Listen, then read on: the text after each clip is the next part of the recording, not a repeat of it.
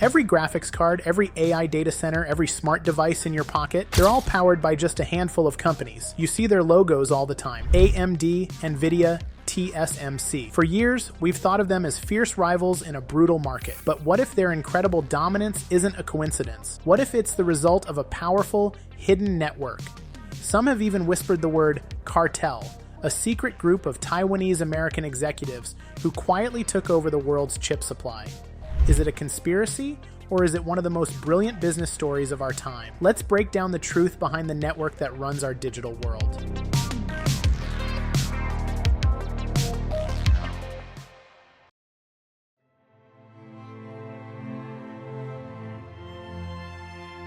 First, you have to understand the sheer scale of this. NVIDIA, the company that gave us the modern graphics card, has become an absolute monster, with a market cap that blew past $3 trillion thanks to the AI boom it's fueling. Its rival, AMD, once left for dead, has pulled off one of the greatest comebacks in corporate history and now competes at the highest level.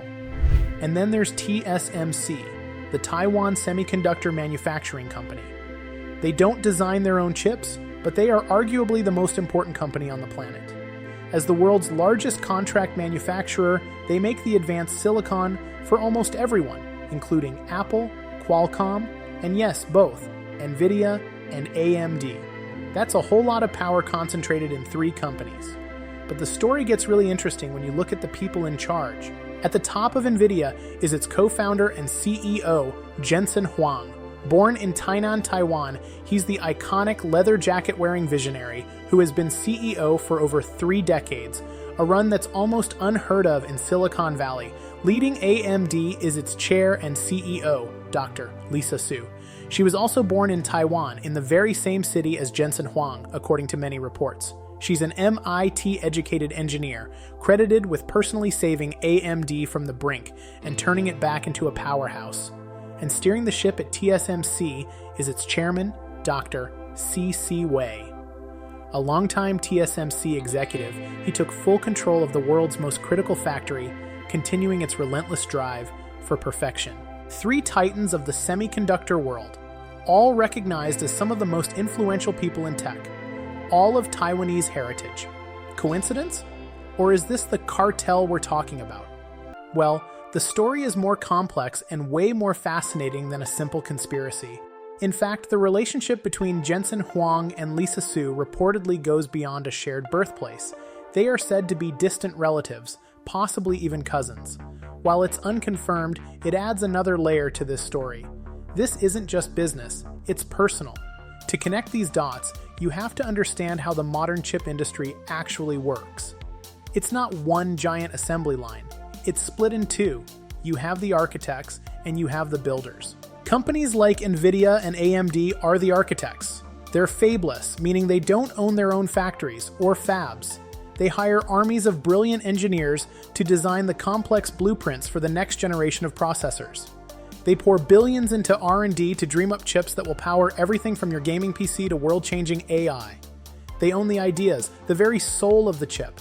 But a blueprint is just that, a blueprint. To bring it to life, you need a builder, and that builder is TSMC. TSMC is a pure-play foundry. They don't design their own chips.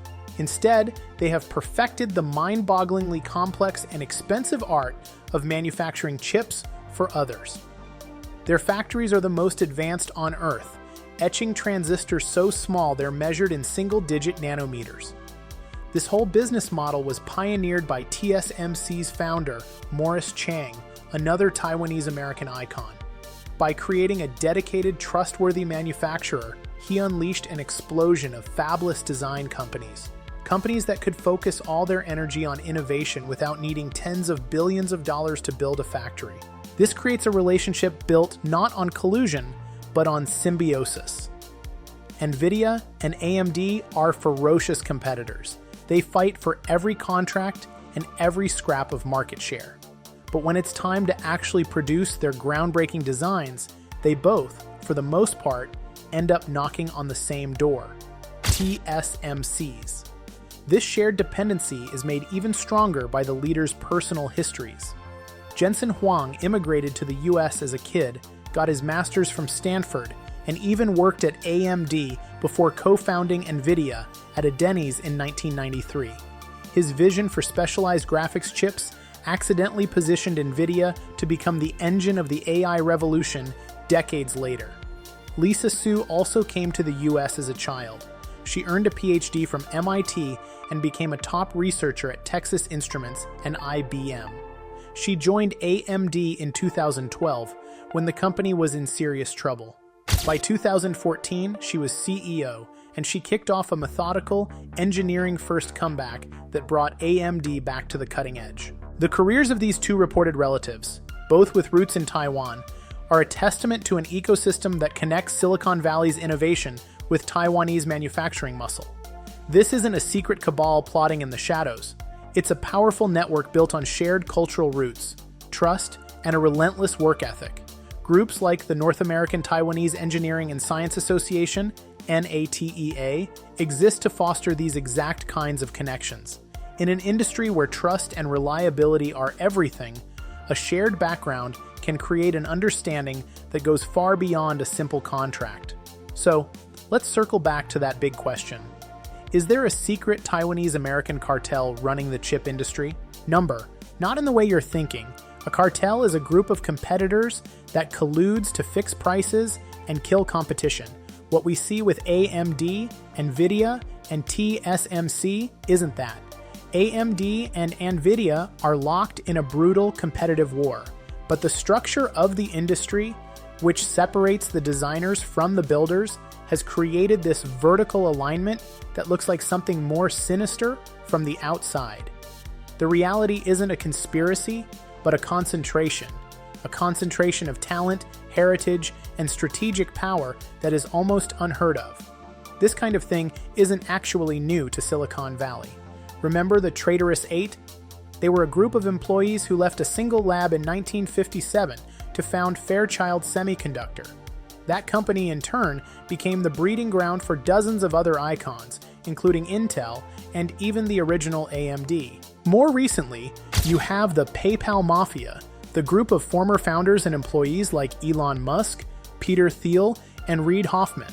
After selling PayPal, they went on to found or fund a shocking number of game-changing companies, including Tesla, SpaceX, LinkedIn, and YouTube, all by leveraging their shared network and experience. The story of Huang, Su, and Wei is the 21st century version of this pattern. It's not a mafia or a cartel, it's a story of an immigrant diaspora achieving unbelievable success. It's about a small island, Taiwan, that focused with laser intensity on becoming the world's workshop for the most complex product ever made. And it's about a handful of brilliant people who were in the right place at the right time with the right heritage and skills to build the foundation of our entire digital world.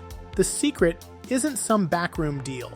The secret is that the combination of American innovation and Taiwanese manufacturing discipline, bridged by a network of trust and shared heritage, has created the most powerful engine for technological progress the world has ever seen. It's not a story about smoke-filled rooms or gangster movies. The reality is far more compelling. A story of shared heritage and a concentration of talent that has, by design or by destiny, come to dominate the single most important industry of our time. It's a story of how a small group of people, connected by roots stretching across the Pacific, ended up building our future.